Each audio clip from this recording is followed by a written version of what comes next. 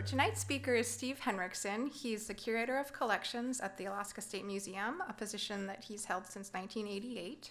He has been an adjunct instructor at the University of Alaska Southeast, specializing in Alaska Native art history, and he's an adopted member of the Daklaway Killer Whale Clan Eagle Moiety of Angoon. Welcome, Steve.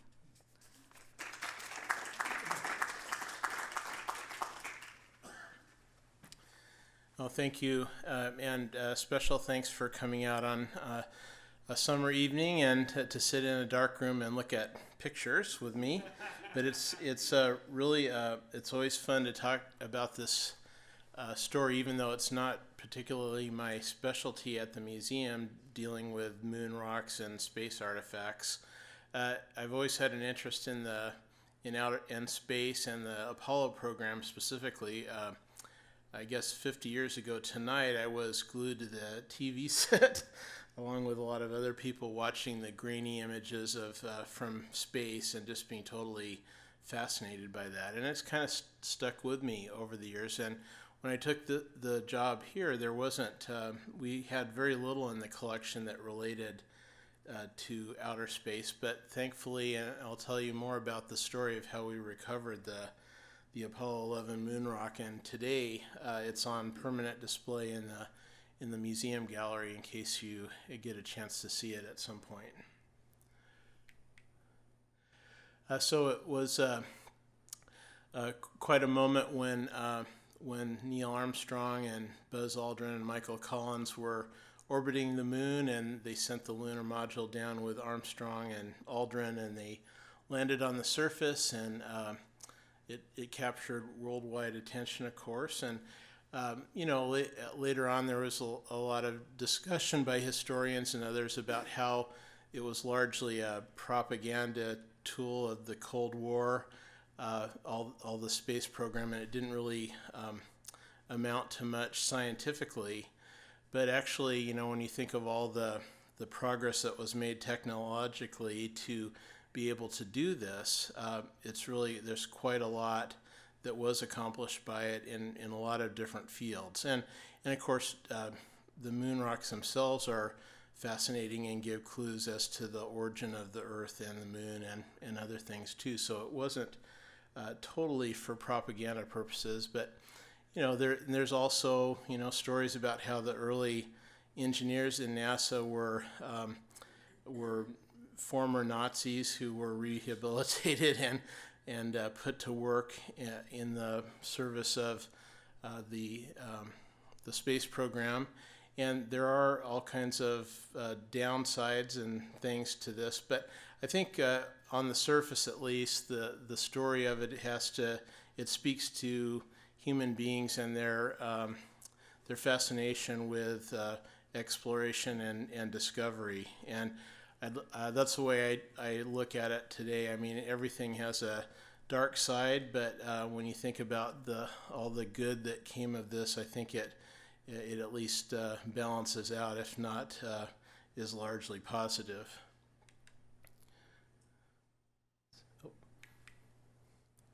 So these are vintage photos from my own dining room. I have the Saturn V rocket model, and for Christmas, and then my birthday party, which is July 27th, I had a space-themed party. So I was quite into this, and I think the photo on the left is probably one of my first exhibit installations. I don't know what the interpretive message is exactly. There's a mix of Santa Claus, hot rods, dinosaurs, cash register for no apparent reason, and microscope. What's that? Oh yeah. Oh, I foresaw that, I guess. And these are the famous Mr. Sketch felt pen set, a very expensive set. And these were not the ones that smell like different fruit. These are the original ones that just have the toxic smell. So as a kid, I was really fascinated by these artists' concepts of what the moon would look like and what the first astronauts would be. And some of it, like the image on the right, is pretty similar to what it actually turned out to be. So in 1977, I was also captivated by a film that came out, Capricorn 1, that talked about how the moon landing was faked and how afterwards they had to hunt down and kill the astronauts so they wouldn't spill the beans, so to speak. And I was really amazed by that, and amazed further to find out that there really are people that believe this, and to this day it's a thing. And one of the things I'd like to talk about tonight a little bit is how artifacts could be considered physical evidence of history, and how there are objects in the Air and Space Museum and lunar samples that really can't be fake. They're primary evidence in supporting the story that the true fact that man has walked on the moon, and Apollo 11 was the first time we did it. And of course, these are the most primary of the primary evidence, the actual surviving Apollo astronauts. This is a great photo of the crew. There's two members of the Apollo 11 expedition, Buzz and Michael, who are still with us, and quite interesting characters, especially Buzz. I was considering using the video clip of Buzz punching out a conspiracy theorist, but I didn't think we had rights to do that. Plus, it's a family presentation. You hate to encourage violence. But Buzz particularly is quite a colorful character, and he has a really great autobiography out about his rise and fall and his regaining of his life and life's work. Really a remarkable man. So other primary evidence is actually still on the moon, and you can see it through telescopes. The landing site and some of the larger artifacts, at least the base of the Lunar Module that was left on the moon, and other objects. The flag, of course, was left there.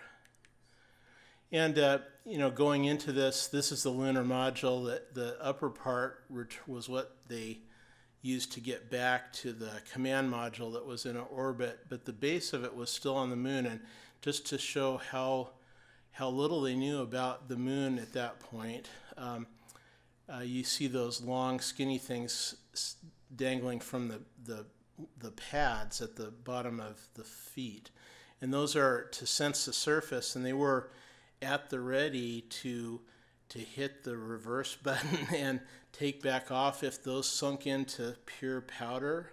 And they didn't know how much powder would have built up over the years, and there could be like 50 feet of powder, and the module would have just sunk down completely out of sight. So they had their button on the throttle. They had their finger on the throttle just in case they didn't make contact but were sinking into the ground. They could take back off again, and they carried enough fuel to get back up there. So later landers did not have those because they were pretty confident at that point that they knew what they were getting into. This is a list of all the artifacts that are left on the surface of the moon from Apollo 11. There's about 80 or 90 different objects. And recently NASA came out, knowing that the Chinese and other countries are planning moon missions. They've put out a report on how to preserve these sites, and they've recommended staying away quite a ways away because the exhaust from another lander could obliterate these sites pretty easily. And the footprints and the tracks from the lunar rover and all that are still up there, and it wouldn't take much to completely obliterate that. So they're hoping that people will honor that. Of course, the Space Force isn't up and running yet, so there's no way to effectively police this, but we are hoping that will be respected as part of our history.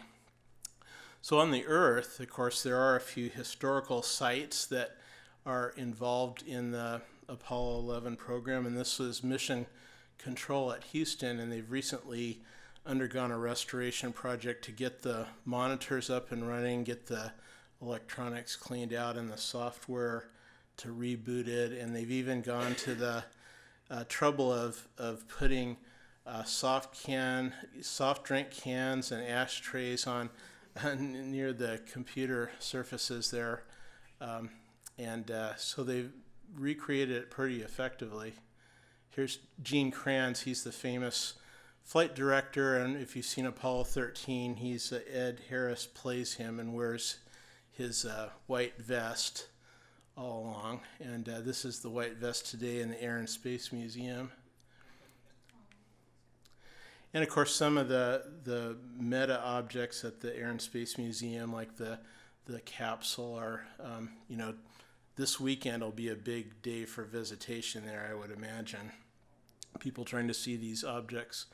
And there's even a lot of smaller objects too. That's Neil Armstrong's spacesuit that just went through a major conservation effort to preserve it. And that's important because a lot of this technology was invented for the purpose of going to the moon, and nobody really had it in their minds, well, we need to have materials that are going to last a long time so museums won't have to worry about preserving it. These have layers of synthetic materials and natural materials that it's unknown what the best conditions are for them, and they're in contact with each other, and so they can residue can bleed from one material to the other and cause problems. And they've recently fully restored his spacesuit, and that's Neil's watch and his razor and Old Spice shaving cream from the trip. So they've really got it well documented as far as artifacts. And one of the larger artifacts is the quarantine trailer that the astronauts had to spend some quality time in when they first got back. They landed in the capsule. They put on isolation suits in before they even opened the hatch in case they would carry back something that could contaminate the rest of humanity, which would be kind of a bummer. So they stayed in quarantine. They met with Nixon but had to talk through a microphone. And the trailer itself is part of the Air and Space Museum collection.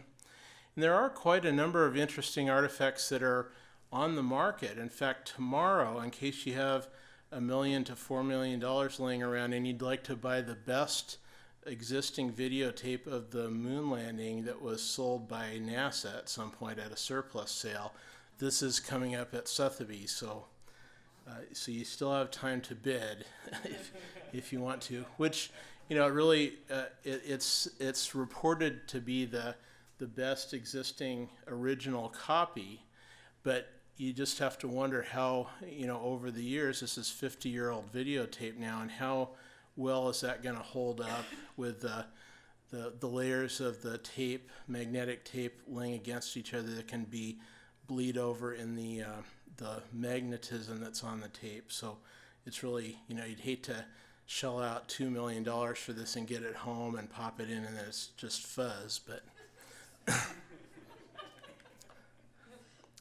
so, and of course,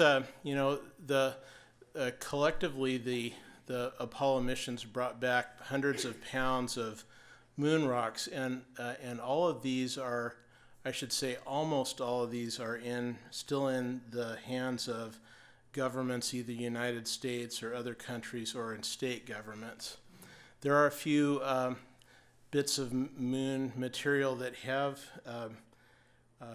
been sold and are in private hands. In fact, there was a case a few years ago where a woman bought a lunar sample bag from a surplus sale. GSA, I think, sold it, and it turned out to have moon dust that was still in it. And she tried to sell it at an auction, and the material was seized. And there was a court case about it, and it turned out that it had been legally sold by the government, and they couldn't come back now and say that it was there. So that's a rare instance, though, of something that could legally be sold. Everything else is pretty much locked down, and if somebody has larger moon rocks in their collection, it's likely that those came out of Russia. They don't have a tight control over all the lunar material in Russia, so a few things have gone astray over the years. Mostly the Well, obviously the rocks that we have here are small enough to travel back in the space capsule, unlike this one, which is one of the larger boulders that they encountered. They had all kinds of tools for picking these up. You can't bend over if you're wearing a spacesuit. So you have to have some kind of a device to grab rocks, and then on the right there is a soil sampling tool. And they very well documented every rock that they picked up. They have photos like this correlating to sample numbers, and so it's very tightly controlled, and they have photo documentation of each rock as it was collected.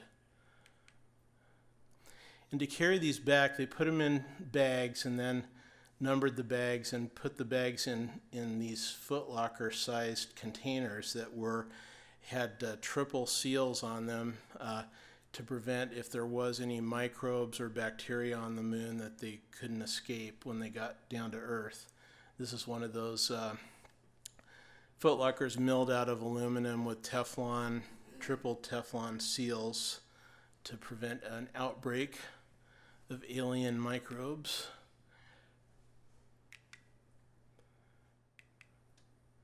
Yeah, here's one what the inside looks like. That's in the Smithsonian too. So once they got back to Earth, they had a plan for transporting the moon rocks from the capsule landed in the water.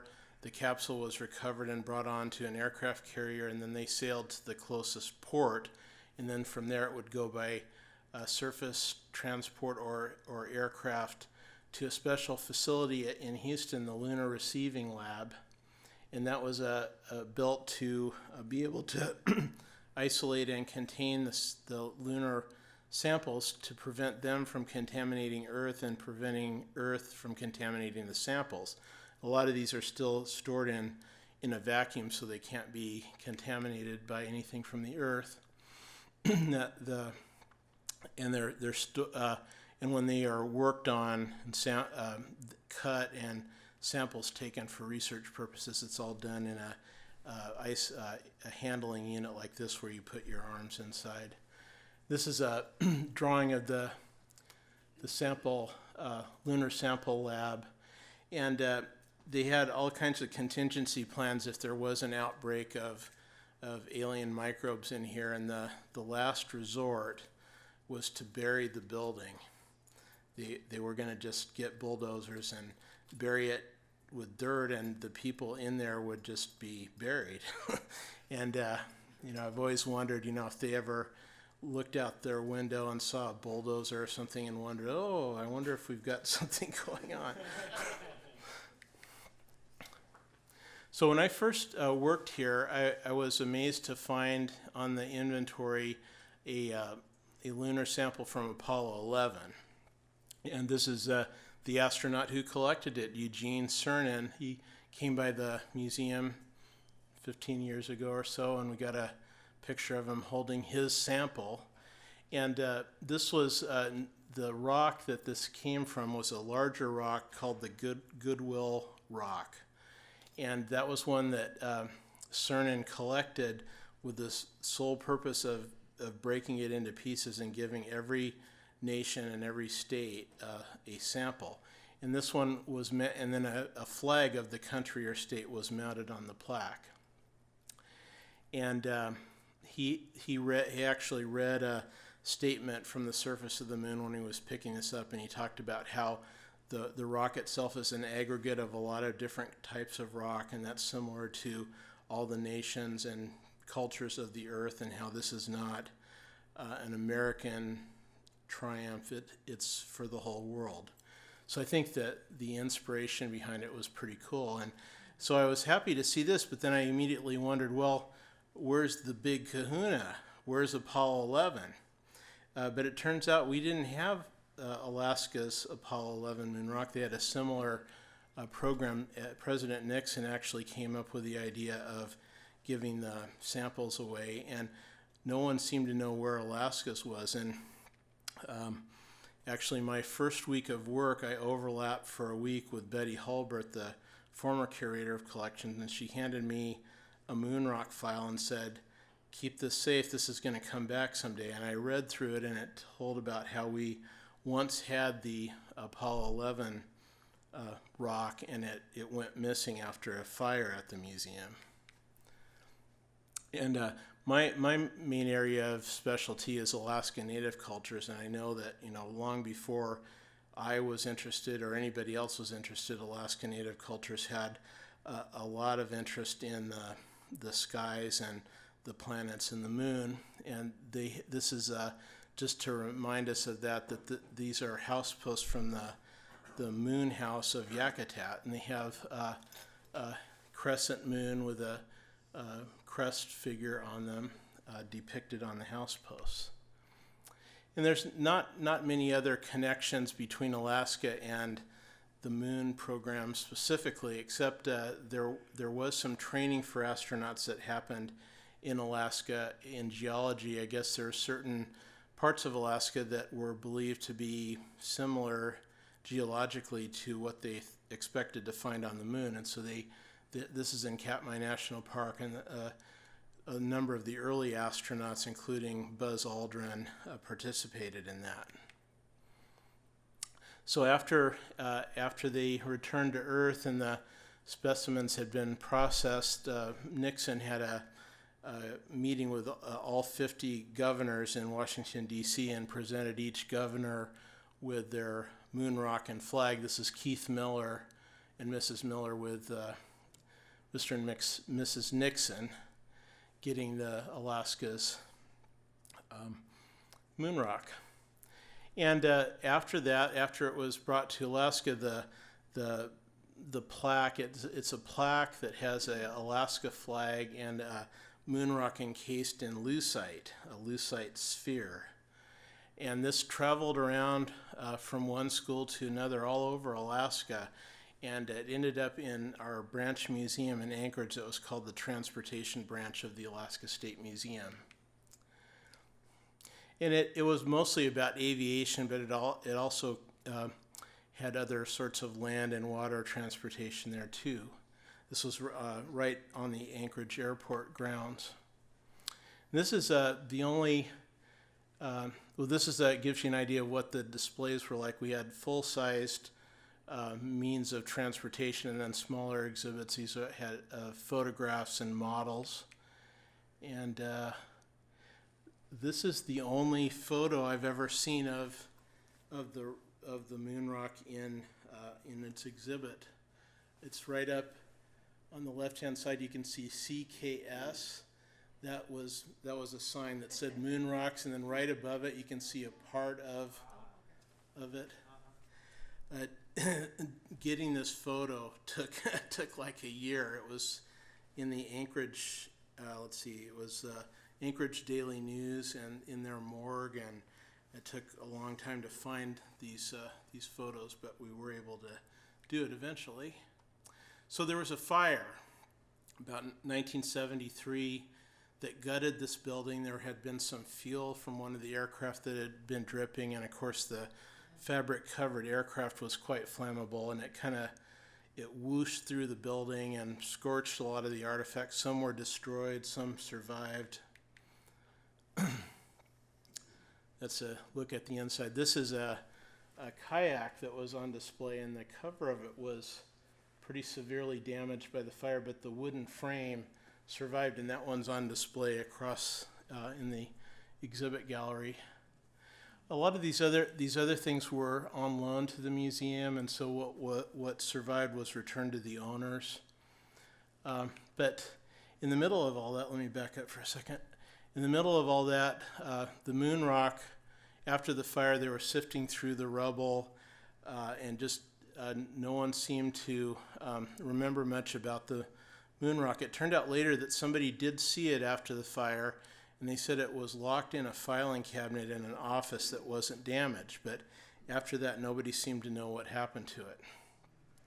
So fast forward to 2010.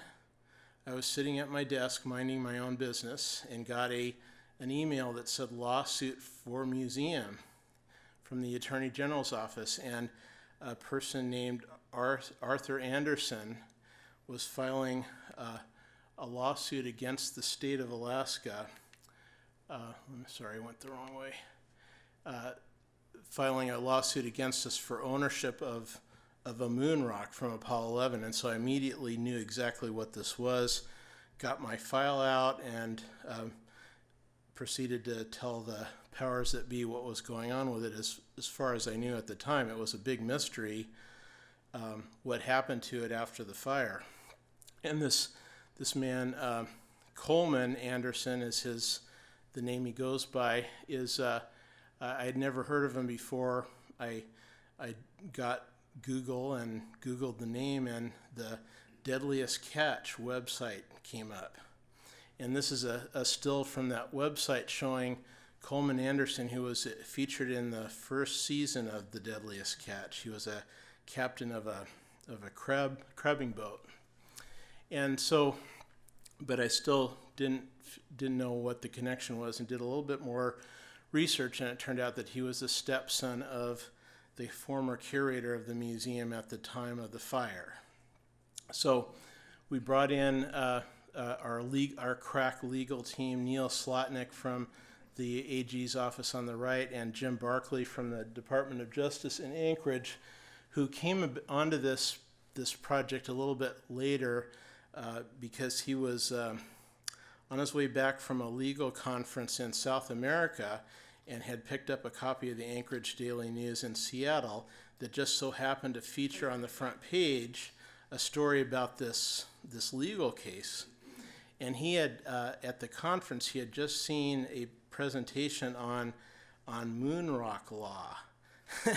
Because there is a very obscure body of law having to do with fighting over these moon rocks, most of which, many of which were stolen from museums or from governor's offices or whatever, and have turned up missing, and then there's various court proceedings used to get them back. And so he knew a lot about this and was amazed to see that in his own backyard there was one of these cases going on. So he contacted Neil and was able to get the feds involved. The Homeland Security and NASA's own law enforcement section were brought into the case, and that's when things really took off. I'm still not used to this clicker here. Okay, so one of the really critical pieces of evidence that Jim Barkley brought to the table was this photograph showing Gene and Marie White of Glen Ellen. And they were school children when the moon rock made its first tour of Alaska. And the National Guard guys that were carrying this around, they stayed at their parents' roadhouse, and so the moon rock stayed in their house overnight, and they got this picture taken of it and everything. And it turned out that this photo was critical to us because it was the best photo that we had of it when it was still in hands of the state before it was lost. And it turns out that when the original plaque surfaced, the FBI used this photo and took a new photo of the plaque from exactly the same angle, and they could tell that the particles of moon rock in the lucite sphere were exactly in the same location, and the wood grain on the base was the same. So they conclusively proved that this wasn't just something that somebody cooked up and said it was our moon rock. And here's in dealing with the plaintiff, we asked them to send a photo of it so we could authenticate it. And this is the photo that the FBI later used. And whether he realized it or not, on the metadata of the photo was the location where the moon rock currently existed. And we were worried. He wasn't willing to ever bring it out or tell us where it was or anything. But that metadata revealed that it was in South Korea.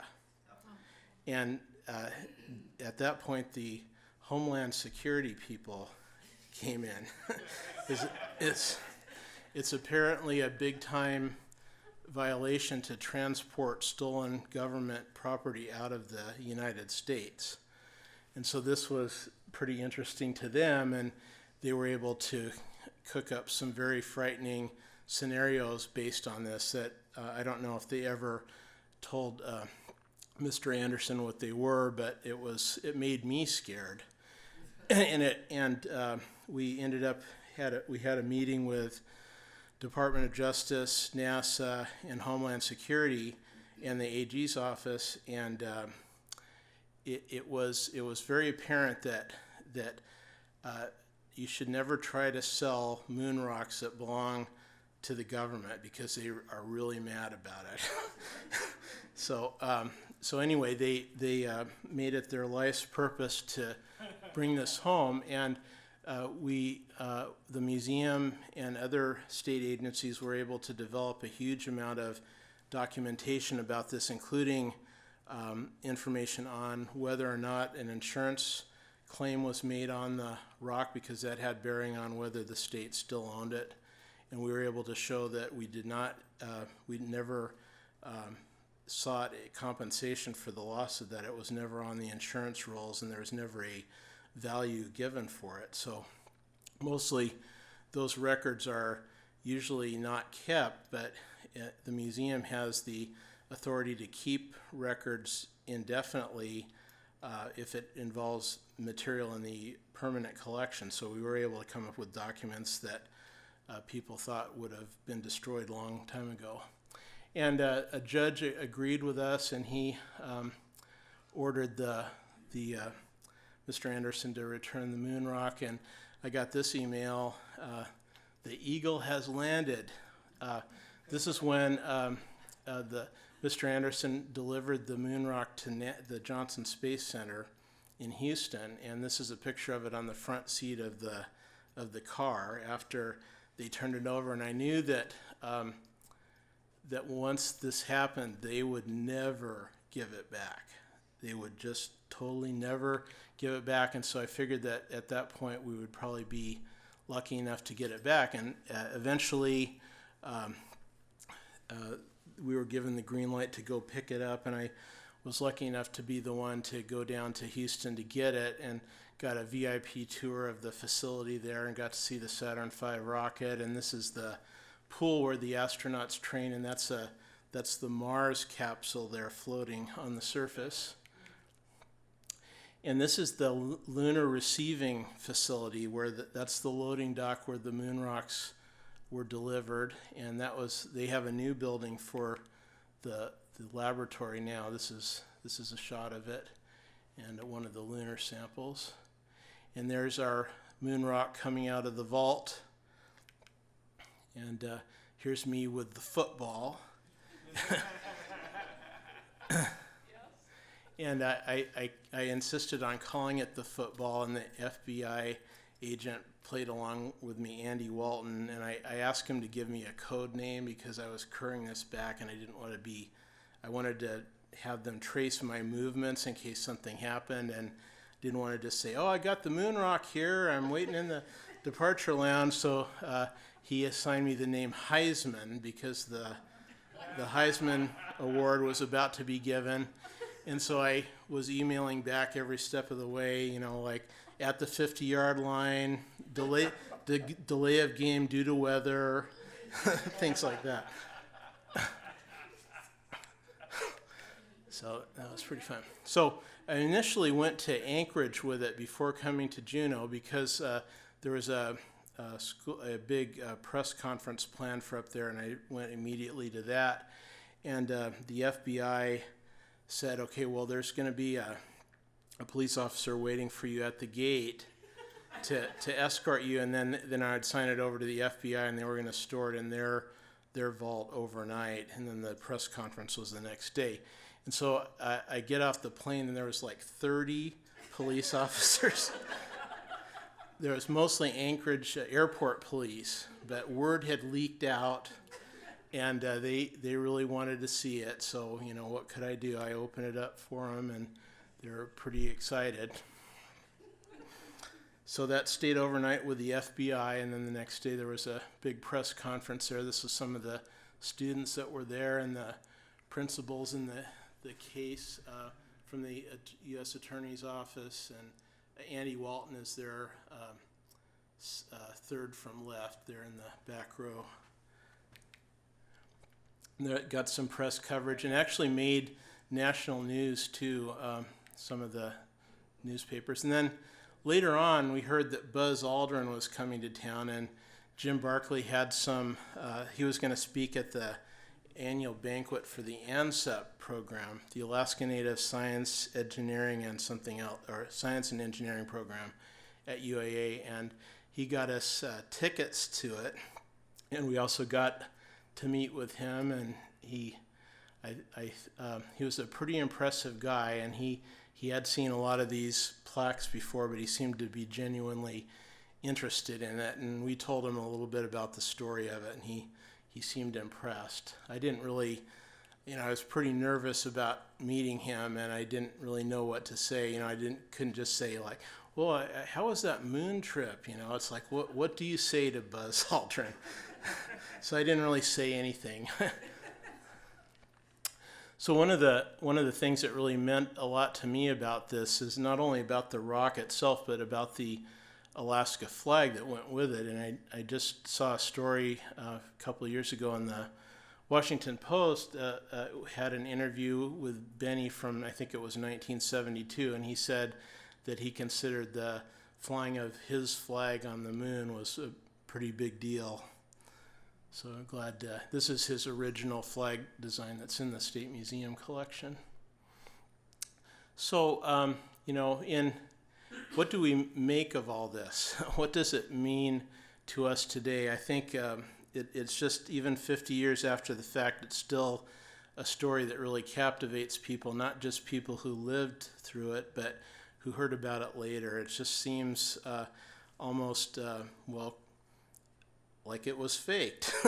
It's so remarkable, all the things that came together, the technology, the engineering, the physics, and the chance for failure was astronomical, and they managed to pull it off and repeat it a number of times, and it was with great sacrifice, and it came at a great cost. But I think it's truly something that at some level, it united many countries and cultures together to be in awe of what happened, and many of them contributed to the success of it. So even though it had its roots in the Cold War, and there's a mixed story about how it all came to be, I think it's really important for us to kind of celebrate the accomplishment. And finally, I just wanted to end with just a thought about this photo from Apollo 8 of Earthrise. And when this came out, it was a pretty big deal for people to see this photo of the bleakness of the moon's surface and this Eden-like Earth with all different colors appearing on the horizon. And there's all kinds of excitement and talk now about a mission to Mars and what a great accomplishment that would be. But I also think that maybe this is a time to have a mission to Earth and to really think more about our own planet and what we can learn from it still. And that's all I have for you tonight.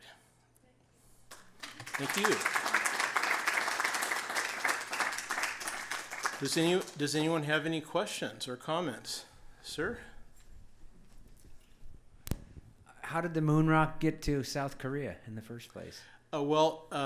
Mr. Anderson had a fishing boat and participated in fisheries around the world, and we figured that it could have gone in that way, and they were interested in whether he declared it in customs and if there was any record of that. I don't know if they ever looked into that. It ended pretty quickly when it got to that point, but that was just one of the many avenues they were looking at to try to pressure this into a resolution.